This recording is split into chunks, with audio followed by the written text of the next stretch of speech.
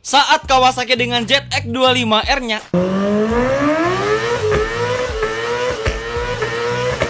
andalan 4 silinder dan juga Yamaha dengan R3-nya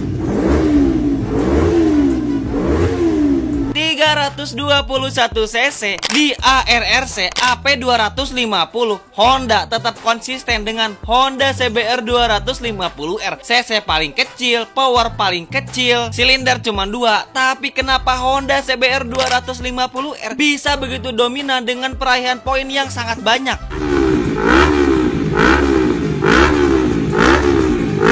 Bahkan langganan podium selama beberapa musim. Dan sebenarnya apa alasan Honda bisa begitu benar-benar kontras dengan pabrikan yang lainnya? Tetap konsisten dengan konfigurasi mesin dan motor yang digunakan masih sama saat pertama mereka masuk. Soalnya nih ya, Kawasaki awal mereka masuk ARRC AP250, Kawasaki menggunakan Ninja 2.5. Begitupun dengan Yamaha, mereka hanya menggunakan Yamaha R25. Dan Honda konsisten dengan CBR 250R. Dan bahkan sampai musim sekarang Honda CBR 250R masih tetap memimpin. Musim 2017 adalah debut pertama CBR 250RR di kejuaraan Asia Road Race Championship.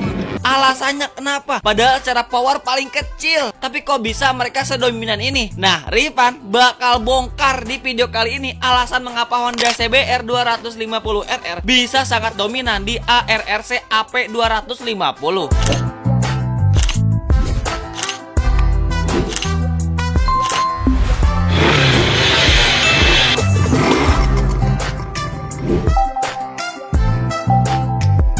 Halo semuanya, balik lagi di King Ripan. Kali ini Ripan kembali bakal membahas tentang Asian Road Race Championship, ajang bergengsi balap di Asia Tenggara, khususnya di kelas 250cc. Kalau misalkannya kemarin Ripan udah ngebahas tentang Kawasaki yang menggunakan ZX25, saat yang lain fokus 2 silinder, tapi nyatanya malah mereka mojok-mojok baik di pinggiran laut. Tapi kali ini Ripan bakal ngebahas tentang Honda CBR 250R yang paling mengungguli di kelas AP250cc ARRC. Padahal secara spesifikasi mesin mereka paling bapuk, paling kocak, tapi mereka bisa paling dominan di kelas ini. Ripan bakal jelaskan singkat terlebih dahulu tentang ARRC atau Asian Road Race Championship, yang dimana ajang balap yang udah diadakan sejak lama, yang dimana fokus dalam beberapa klasifikasi sepeda motor seperti Underbone 150, AP250, 600cc, bahkan hingga 1000cc. Tapi yang paling fenomenal di ARRC ini adalah kelas AP250cc. Dan yang paling harus kita exposure adalah CBR 250R. Musim lalu kita mendapat kemenangan yang sangat banyak di kejuaraan AP250. Oleh karena itu kita menyebut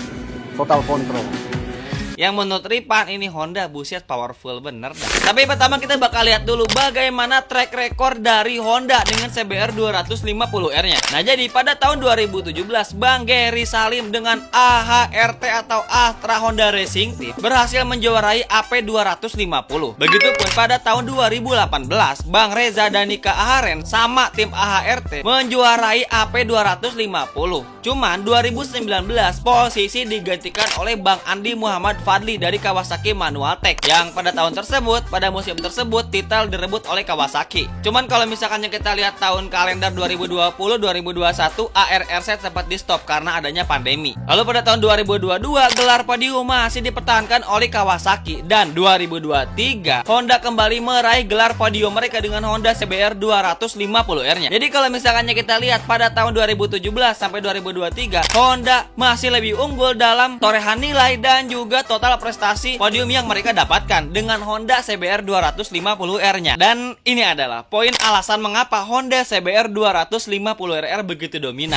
Nah, sebenarnya alasan yang membuat Honda CBR 250RR bisa paling dominan adalah karena dengan poin 3 pilar mereka yang menjadi pondasi utama mengapa Honda bisa bertahan sejauh ini di ARRC dengan mempertahankan torehan nilai yang begitu dominan. Yang pertama adalah Honda bisa sangat pintar memanfaatkan regulasi dari ARRC ini. Jadi kalau misalkannya kita lihat ARRC mungkin ada celah yang sebenarnya buat mereka yang konsisten bisa memanfaatkan celah tersebut. Dan bagaimana Honda memanfaatkan celah tersebut nanti Ripan bakal jelaskan. Nah, dengan regulasi produksi ditambah balancing RPM plus bobot minimum atau combined weight, karena permainan balap nggak melulu soal peak power, setup chassis, delivery torsi atau reliability, dan konsisten long run jadi kunci area di mana CBR 250R kuat.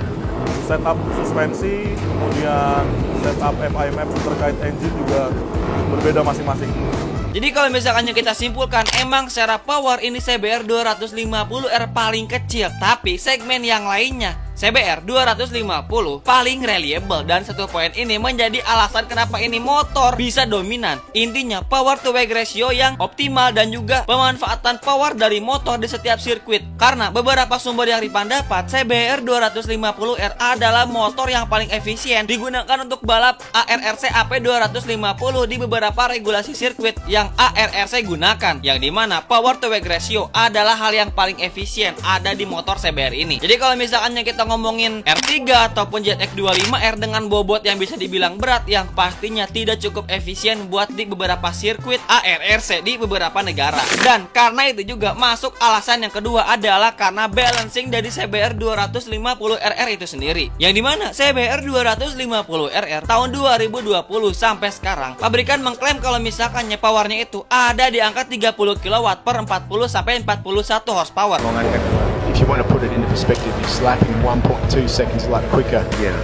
Dengan torsi 25 Nm di 11.000 rpm, dengan sasis ringan, compact, inverted fork, yang dimana ini menjadi basis yang luas buat disetel sesuai dengan regulasi AP 250. Dan mungkin beberapa pabrikan selain Honda, mereka tidak punya fleksibilitas yang luas seperti dari motor CBR 250RR ini. Jadi emang kuncinya bukan di standar angka puncak, tapi kurva tenaga yang halus, throttle response, dan kestabilan chassis saat masuk tikungan. Karena seperti yang kita tahu kalau misalkannya beberapa sirkuit yang masuk regulasi ARRC itu relatif lebih banyak tikungan, yang pastinya ini menguntungkan dari Honda CBR 250R ini. Karena ini motor terkenal dengan karakter yang lincah dan juga mudah buat digunakan sehingga lebih nyaman untuk bermanuver. Yang sepertinya poin-poin ini tidak ada di beberapa motor seperti R3 ataupun ZX25R. Bukan tidak ada, maksudnya tidak se-reliable dari CBR 250R, sehingga ini motor Honda bisa lebih unggul. Yang paling penting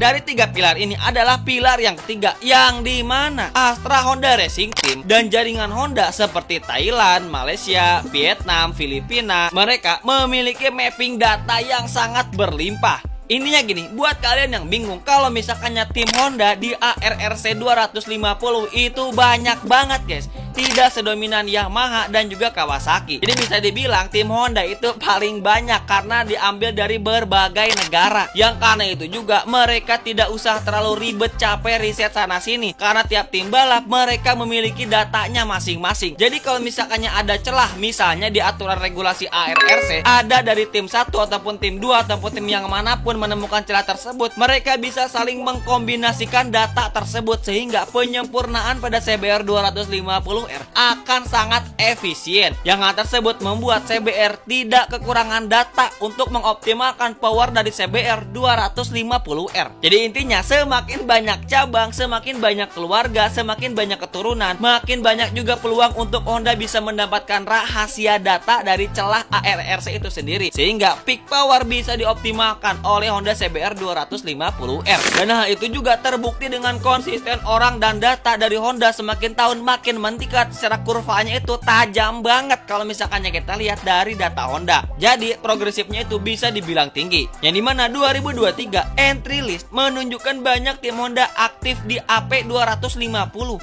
seperti Astra Honda Racing Team, Astra Honda Racing Thailand, Idemitsu Bunshu Honda Racing Team, Honda Racing Vietnam, SDG MS Harsh Pro Honda Filipina, dan yang lainnya. Ini dari berbagai negara sehingga mereka bisa berbagi data dengan tim-tim yang lainnya, yang pastinya untuk kemajuan Honda itu juga. Dan poin yang ketiga ini bisa benar-benar Honda manfaatkan. Jadi poin di sini adalah semuanya itu bukan soal power dari motor, tapi bagaimana setiap tim bisa memanfaatkan homologasi dan juga celah regulasi dari ARRC AP 250 ini. Dan karena koneksi yang luas dari tim Honda membuat mereka bisa saling membantu satu sama yang lainnya untuk mendapatkan poin yang sangat optimal di Honda CBR 250R ini. Lalu selain dari bagaimana mereka bisa dengan cepat dan juga cegat meriset motor Honda CBR 250R, pastinya ada dari kehandalan ridernya itu sendiri, yang dimana Bang Reza Danika Ahrens dari tim AHRT juara 2018 dan juga 2023. Musim 2023 Bang Reza mengkoleksi 200 106 poin. Konsisten finish di poin tertinggi. Lalu yang kedua, Bang Harjun Atna Firdaus dari AHRT, runner up 2023 dengan perolehan 193 poin. Dengan banyaknya kemenangan dan podium, duetnya bareng Bang Reza bikin Honda kontrol balapan. Jadi semuanya dipegang oleh Honda dah tuh karena dominasi poin yang begitu berlimpah. Lalu ada Bang Ega Pratama, pastinya masih dari AHRT, rookie cepat dengan kemenangan seri 2023, nambah kedalaman skuad yang pastinya membuat posisi Honda semakin aman. 4K bro, iya mah. Lalu yang keempat ada Bang Muklada Sarapech dari Honda Racing Thailand, pemenang race dan penopang poin tim Honda Thailand.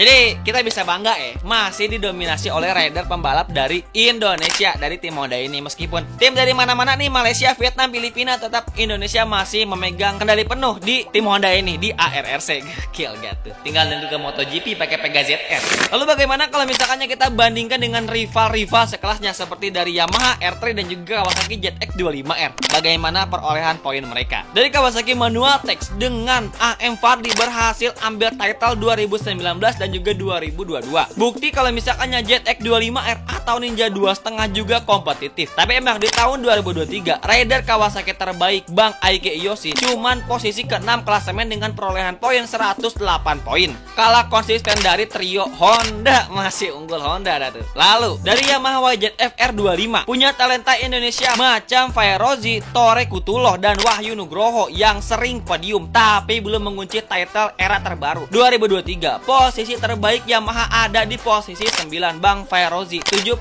poin. Artinya paket YZF R25 plus program Yamaha di AP 250 stabil, tidak sekaya poinnya dari Honda. Dan sebagai informasi kalau misalkannya data yang Ripan cakup di sini adalah pada tahun 2023 ke bawah buat memperkuat validasi. Karena sebagai informasi juga kalau misalkannya Yamaha R3 baru masuk ARRC itu tahun 2023 atau 2024 itu kalau nggak salah ya. Sebelum itu mereka masih menggunakan Yamaha R25. Mungkin ya mereka mikir juga dah tuh kalau misalkannya ZX25R bisa masuk, mungkin mereka bisa protes ke panitia ARRC. Itu 4 silinder bisa masuk, harusnya ini 300 cc bisa masuk.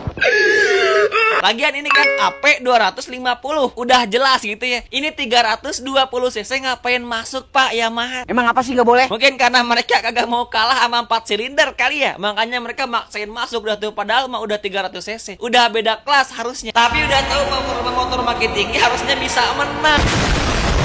Jadi intinya kualitas rider dan kedalaman tim Honda secara langsung menjelaskan kenapa CBR 250RR selalu podium. Bukan cuma power doang, tapi kombinasi performa dari rider dan juga kekuatan dari tim itu sendiri yang ngebuat Honda masih tetap dominan sampai saat ini. Lantas, bagaimana dengan spesifikasi dari ketiga motor ini ya? Pastinya bikin kalian penasaran. Kayaknya mah Honda itu mesinnya pakai Shogun atau pakai F1 ZR, makanya bisa kencang. Honda CBR 250RR Twin 2 silinder. Dayanya itu diklaim 40-41 horsepower di 13.000 rpm dengan torsi 25 Nm di 11.000 rpm. Bobot jalannya cuma 168-171 kg. Dan ini kita bandingkan dengan motor-motor yang lainnya. Terlihat jelas secara horsepower, secara torsi mungkin Honda CBR tidak dominan dan tidak unggul di sini. Tapi ada pada bobot yang bisa dibilang paling ringan di kelasnya. Jadi mungkin di sini mungkin Honda tidak kencang, tapi mereka pintar yang ngebuat mereka masih dominan. Lantas pastinya Bang Ripan, apakah ada alasan teknis dari motor Honda itu sendiri selain dari kekuatan power dan juga tim Honda? Pastinya ada beberapa poin. Yang pertama, karena delivery tenaga yang jinak tapi efektif. Kurva torsi usable bikin rider bisa buka gas lebih awal dan mulus. Penting di sirkuit sempit dengan banyak tikungan dan stop and go seperti yang Ripan bilang tadi. Dan ini menjadi regulasi dari sirkuit ARRC yang makin Honda diuntungkan di sini. Lalu yang kedua adalah chassis dan juga geometri yang lincah. Bukan dengan rangka AC proposnya, tapi dengan wheelbase compact ditambah front end feel yang kuat membantu late braking dan juga direct change. Yang dimana ini menjadi karakter model produksi jadi basis Stellantim. Dan yang ketiga adalah program data dan ECU. Sejak era ECU tunggal 2019, tim Honda mengumpulkan mapping dan setup bank yang kaya lintas track Asia. Walaupun aturan berevolusi, kultur engineering dan juga data driven ini dari tahun ke tahun terus diperbarui. Dan inilah yang menjadi poin dasar utama yang membuat Honda unggul, karena poin mapping mereka berlimpah dari berbagai tim sehingga bisa saling menyempurnakan. Dan yang keempat adalah kedalaman dari line up Honda itu sendiri. Banyak tim dan juga negara pakai CBR 250RR. Seperti yang Ripan bilang tadi, banyak feedback and loop teknis dalam satu pabrikan tiap weekend. Bukan cuma satu bintang, tapi beberapa yang bisa menang. Gokil dah ini Honda, bener-bener Honda tuh paling pinter strategi. Pinter juga jual motor di Indonesia, gimana pun kualitas motor mereka gitu dah. Jadi mungkin itu alasan beberapa Honda CBR bisa sangat unggul dan juga dominan di kelas ARRC AP 250cc, yang pastinya adalah keunggulan dari tim Honda yang sangat dominan, sehingga mereka bisa merekap data sangat dominan dan juga banyak yang dimana ada celah kekurangan bisa saling didiskusikan secara langsung secara timnya banyak dari berbagai negara. Jadi wadah diskusi mereka sangat besar yang ngebuat Honda bisa sangat dominan. Jadi gimana menurut kalian guys tentang ARRC AP 250 ini dari Honda? Yang intinya kekompakan tim adalah yang paling utama dan juga memanfaatkan celah dari regulasi itu sendiri.